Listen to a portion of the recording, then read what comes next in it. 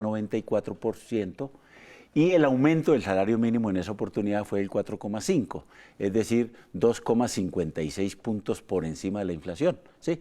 Que si lo pone comparativamente, eso da alrededor de más del doble de la inflación. Hoy tenemos una inflación de 3,88. Si quisiéramos llegar a ese registro histórico, que es el más alto de todo el tiempo, ¿sí?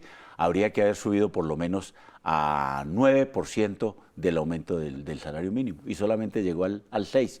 Entonces, las cuentas que hace el presidente de la República y sus asesores es un poco negándose a la historia que ahí está escrita y es cuestión de revisarla. Ahora, lo que ellos dicen es que tienen este aumento del 6%, pero que ellos se van a empeñar en tramitar un proyecto en los próximos días donde va a casi quedar en el millón el salario que van a recibir, una prima complementaria que es casi medio salario que van a estar devengando los trabajadores. Bueno, sí, evidentemente en el Congreso de la República hay un proyecto de ley que lo ha promovido el anterior presidente y hoy senador de la República, Álvaro Uribe Vélez.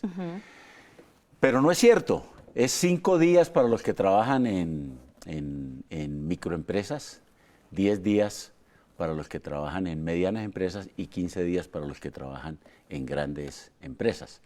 Si uno se pone a mirar exactamente eso, el que esté en los 15 días se ganaría unos 30.000 pesos mensuales más y el que se gane 5 días estará alrededor de 10.000 pesos. De tal manera que las cuentas no cuadran para el millón por ninguna parte. Pero quiero decir, primero que el doctor Uribe, si alguien le ha quitado derechos e ingresos a los trabajadores, es el presidente Uribe. Cuando fue representante de la Cámara, hizo la ley 50 del 90, que nos quitó la retroactividad de las cesantías. Ya la gente ni sabe qué es eso, ¿sí? Pero por alguna circunstancia ahí está la historia, eso fue en 1990, en el 93 hizo la ley 100 del 93, privatizó la salud y le entregó el ahorro de los trabajadores a los fondos privados, pero aumentó la edad de pensión y aumentó el número de semanas de cotización, es decir, hizo unas reformas absolutamente regresivas. Como presidente, si ustedes recuerdan, con la ley 789 del año 2002, nos quitó 4 horas del recargo nocturno, entre las 6 y las 10 de la noche, y el 25% de las horas trabajadas en dominicales y festivos. Quitó después con el acto legislativo 01 de 2005 el derecho a la negociación colectiva en materia pensional, tanto en el sector público como en el sector privado. Esas son medidas absolutamente regresivas. Algunos derechos que habían ahí garantizado algunos trabajadores se fueron a pique. Y tuvo 8 años, porque fue presidente durante 8 años, que tuvo la posibilidad de hacer incrementos salariales significativos para los trabajadores, si es que se quiere doler hoy de esa circunstancia, y nunca lo hizo. En 8 años solamente hubo 1 año de acuerdo en materia de salario mínimo, en los otros 7 años no hubo acuerdo, o sea que tuvo la posibilidad de hacerlo y no lo hizo.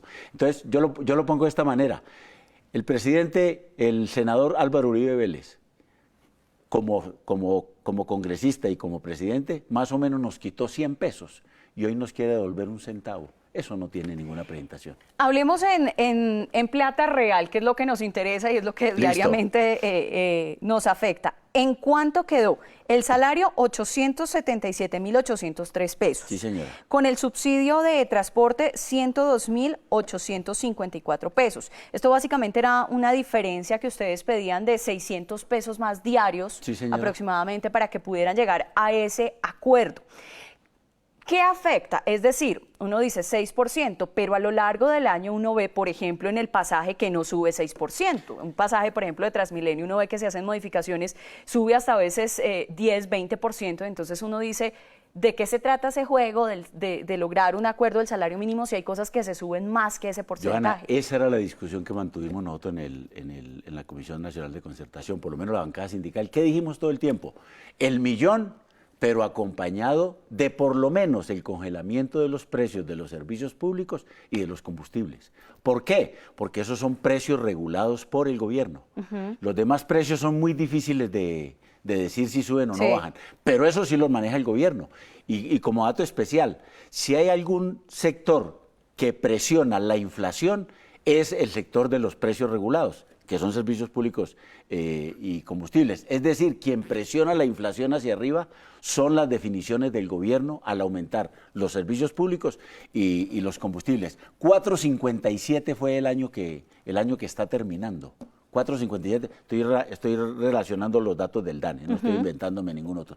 4.57, la inflación promedio fue 3.88, pero la inflación para los sectores más vulnerables, es decir, los de salario mínimo, fue 4.07. Por eso de que es lo más alto y toda esa vaina, pues no es cierto. No es cierto, eso también sirve para verificar, porque es distinta la inflación para las capas altas de la población que tienen altos ingresos a los que tienen bajos ingresos. ¿Por qué? Porque los de bajos ingresos se echan por lo menos el 40% de su salario, se lo gastan en comida. Y resulta que nosotros estamos importando comida al por mayor. Y eso es a precio del dólar a 3.500 pesos. Entonces, cuando usted va y mira la inflación de los alimentos, está en 6,87. Y entonces este salario no va a servir para mayor cosa porque la inflación se lo va a llevar rápidamente. Y si no se regulan los precios por congelamiento, como decimos nosotros, como usted lo acaba de mencionar, en enero y febrero se fue ese aumentico. Tenemos poco tiempo y yo tengo varias preguntas, así que la primera, se conoce hace pocos minutos el tema del desempleo, sí, que sigue subiendo 0.5, medio punto porcentual, se conoce, pero sigue en aumento la cifra de desempleo. ¿Qué tantos colombianos ganan el salario mínimo y qué tantos también están en el tema de la informalidad y en el tema de la prestación de servicios, que ahora es como la nueva cruz que tienen que llevar los colombianos? Eso más o menos está así. El 36% de la población económicamente activa está en un salario formal. El otro 64% está en la informalidad, ¿sí? Entonces estamos hablando de más de 12 millones de trabajadores que estarían en la informalidad.